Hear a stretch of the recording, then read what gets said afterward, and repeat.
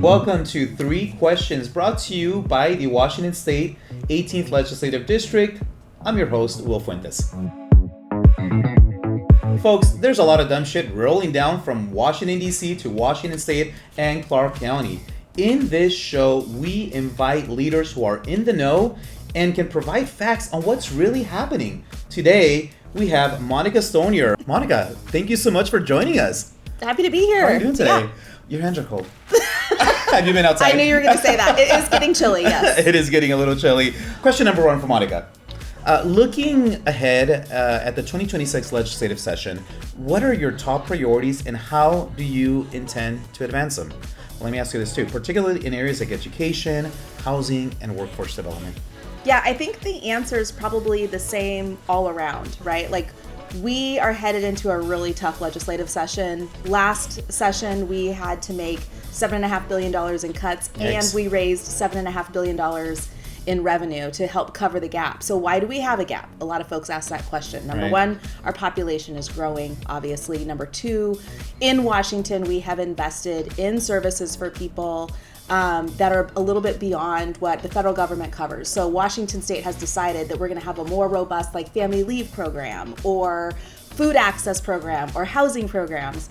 And so when our state budget is tight, we have to reduce our ability to serve on those gets reduced. So my job this session is going to be about mitigating expectations. We're just not going to be in a position to do the things that we are used to being able to do in this state for Washingtonians. That's fantastic. You mentioned, that benefits for, example, family leave, right, are expanded beyond what the federal government might offer. Can you talk a little bit more about that? Yeah, so, we have in this state expanded that leave to include a time when you may have to care for an aging parent, when you yourself are sick, or there's some extensions to those types of leave that we've added in Washington State for people, and we have heard it is wildly popular. I mean, we have heard stories from all political spectrums about how people are able to kind of stack their parental leave or care for their parents and keep their jobs and keep working,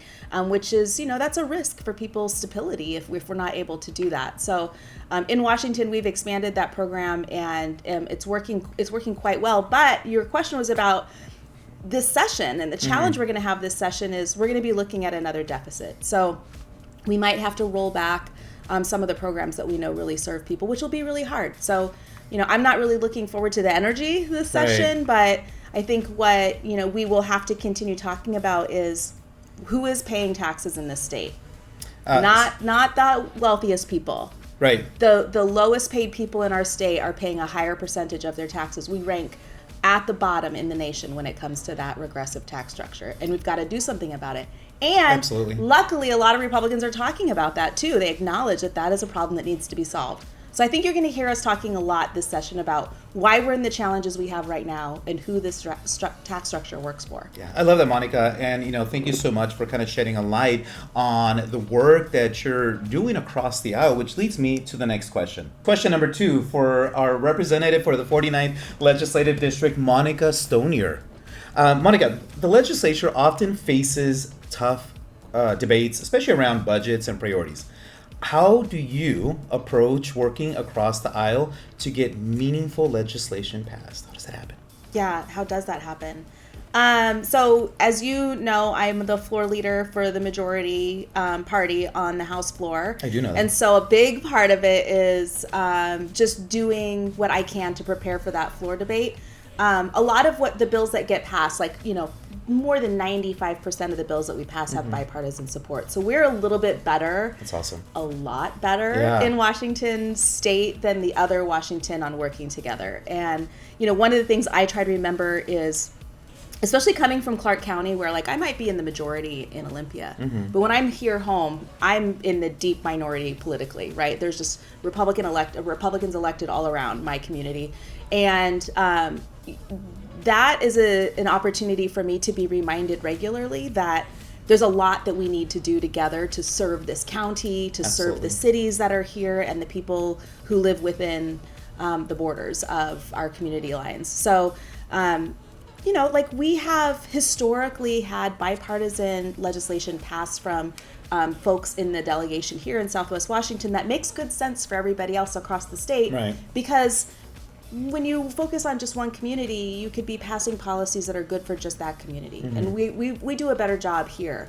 And so I think that really helps me just kind of remembering what that concentric circle or what the center of that Venn diagram looks like for people here in our community who need us to be working together. Yeah. I try to remember on the floor, like, if I were in the minority and the Republicans were trying to have an impact on my life by cutting, my access to abortion services or dismantle trust in the public education system. By the way, that's happening. Yes. So Yes. I feel like if I were on the floor and those things were happening, I would need to stand up and fight against those things.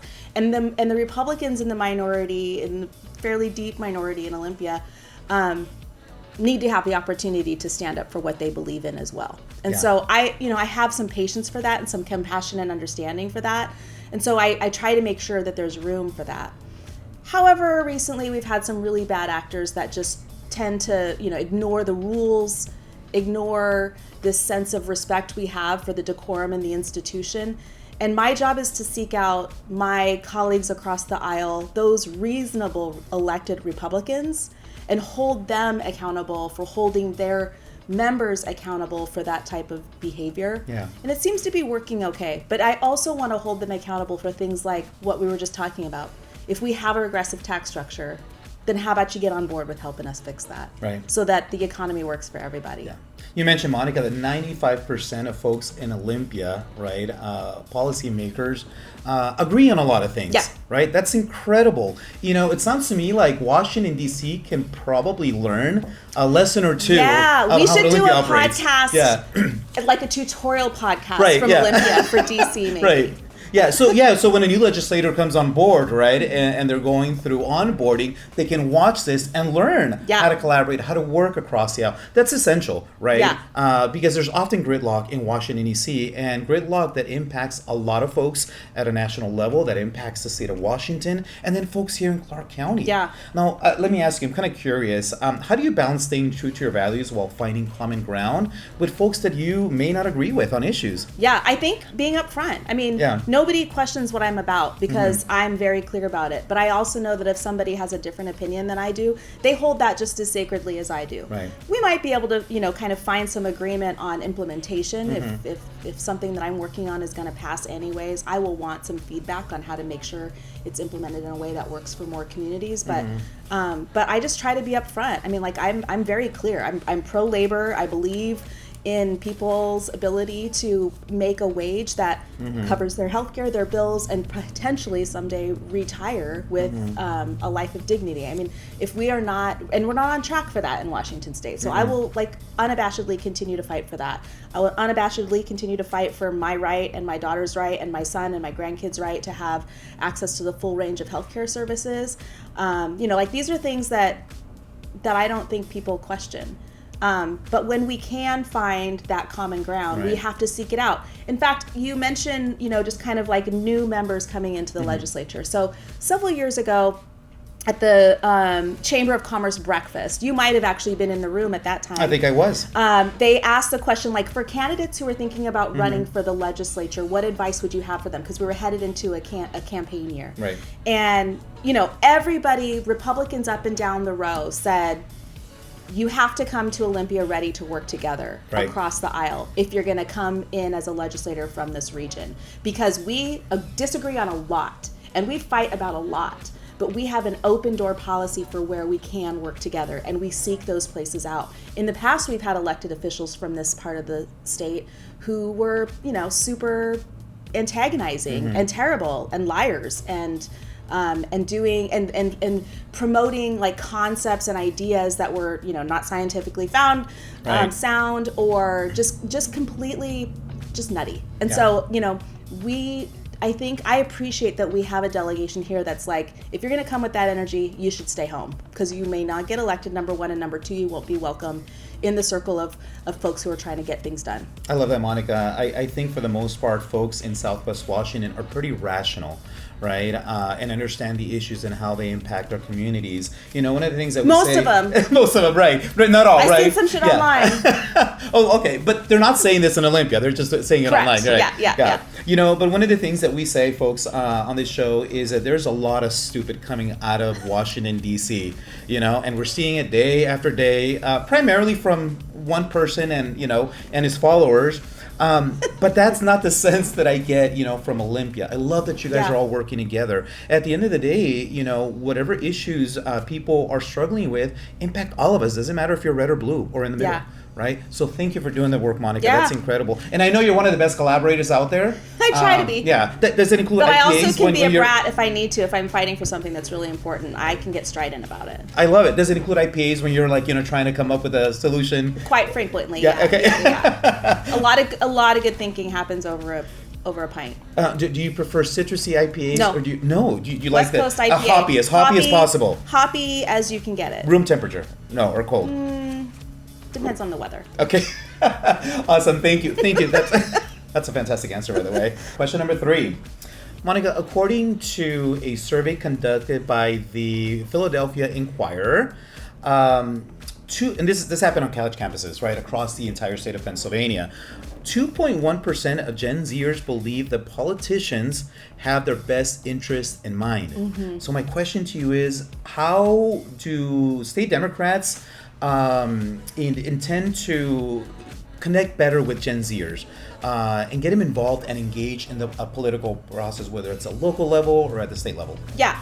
I think I'm going to have a harder time answering this question for Democrats broadly. Mm-hmm. I think one of the challenges I run into when I'm working with people who want to run for office, who are in office, is that oftentimes, you know, that comes with a bit of an ego boost. Mm-hmm. A bunch of people just told you how great you are off the ballot, and that's how you get there, right? And I think that has the unfortunate side effect of thinking that you're the one with all the best ideas, mm-hmm. and that you're the one who can make things happen in a way.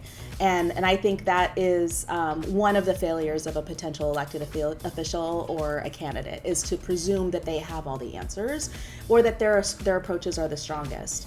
I personally, for me, I have repeatedly commented on how many young people have shown up in community to stand up for something they agree they want to fight for, or that they agree older people elected to office are not delivering on. The environment is a good example. Absolutely. Right? Gun violence, particularly in their school settings, is another example. Racial equity and justice is another example. And if you think about, you know, just recently, this state had to see what the voters felt about 3 initiatives. One of those was the Climate Commitment Act. Guess what? Young people led on that issue in their school settings, starting these green clubs and making sure that elected officials like me heard from them how important climate change and addressing climate issues was to them. And guess what happened? At the ballot, people stood up for that policy, and we can continue to make progress in Washington State on the Climate Commitment Act. So when I think about young people now, I'm watching young people show up in protest, leading their own age groups in protest against, you know, a king mentality in the White House. Right. I'm watching them lead on, you know, the ability to go to a safe school where they are not harassed or intimidated because of who they are, and they don't fear for their lives about what, you know, whether or not they're going to hear gunshots during second period. Right. So I think, when I think about the things that I should be working on hardest and most fiercely, it's the things that the next generation of voters are going to want to see us taking action on. Absolutely. And so I feel like it's kind of my job to make sure I make that pitch to other Democrats elected around and say things like, what do young people think about the bill you've introduced? Yeah. Have you checked in with some folks? I love when high school students show up to testify on the bills that I have, because it means I'm doing something to connect with the people who feel most disenfranchised from our electorate.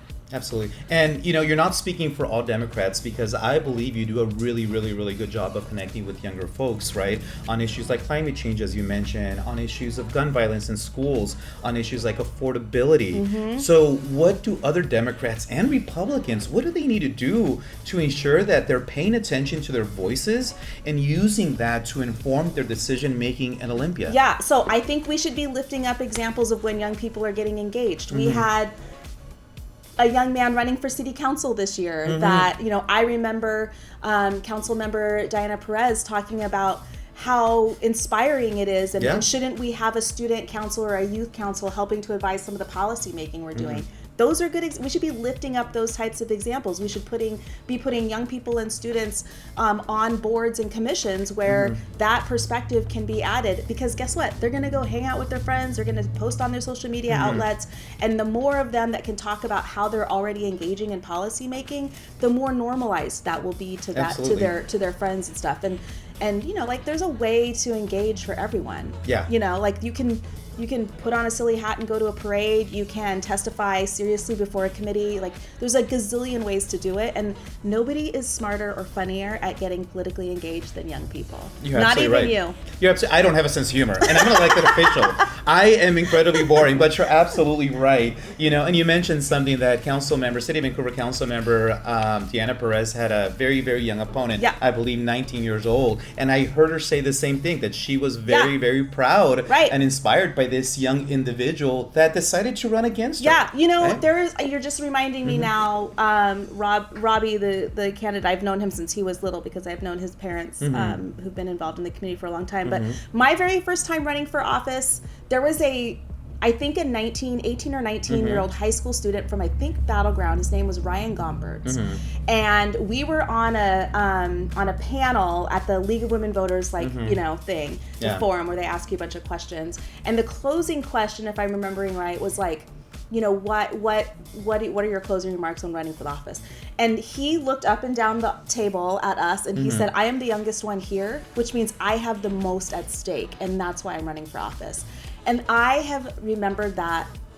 I think that's been one of the more defining moments of how I was going to approach my elected role, is to think about who has the most at stake here. And it's maybe not me. Right. If it's not me, then I should be reaching out to those people who do have the most at stake. And so, Ryan Gompertz, wherever you are, thank you for that. Yeah. And hope that he continues to... Yeah, by now he's got to be in his 30s. Oh, okay.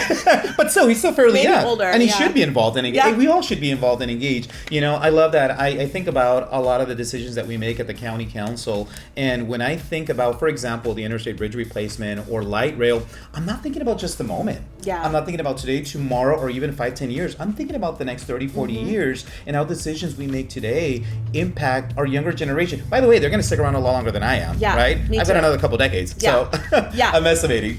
My daughter threatened me one time. She was like, Mom, my generation is watching and we're coming. And I was a little bit skeptical. I was like, well, let me see you voting at higher rates and then I'll believe you. Right. But I think she's right. Yeah, absolutely. No, Monica, this was a very informative engagement, conversation, and so I really, really, really enjoyed it. Thank you so much for joining us today, for being part of this show that we are trying to get out to the community. Yeah. So they're informed with facts more than anything, right? Yeah. And not lies. Right.